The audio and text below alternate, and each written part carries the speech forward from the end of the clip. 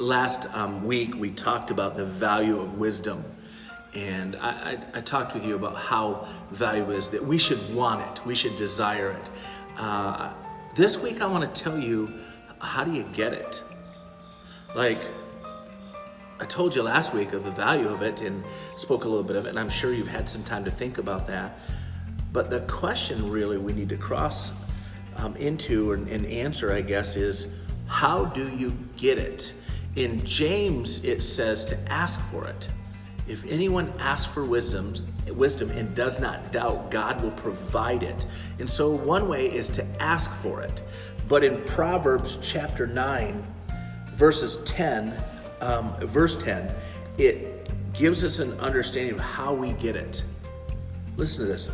The fear of the Lord is the beginning of wisdom.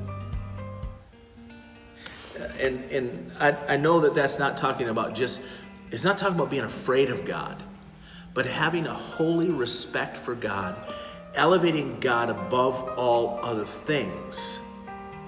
That the beginning of wisdom is when you revere God above yourself and you have this fear of Him.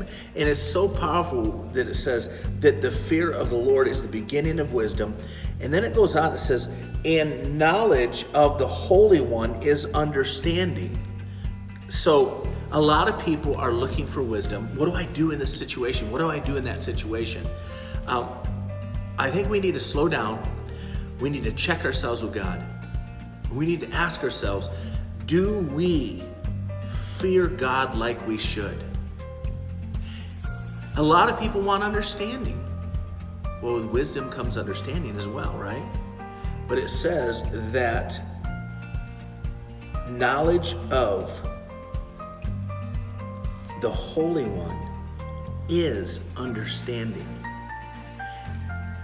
Honestly, I feel like we're in a culture that says God is irrelevant. It's really not that big a deal. I'll just, one day I'll face God and then I'll work it all out.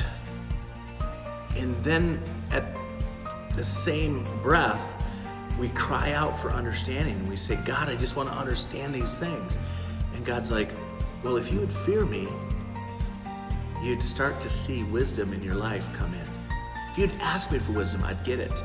And also, not only with that, but you'd gain knowledge of me. And to have knowledge of God is to have understanding. And so wisdom is connected with pursuit. It's connected with having a holy reverence for God, a fear for God, and so is understanding. I just want you guys to think about that a little bit. Thanks.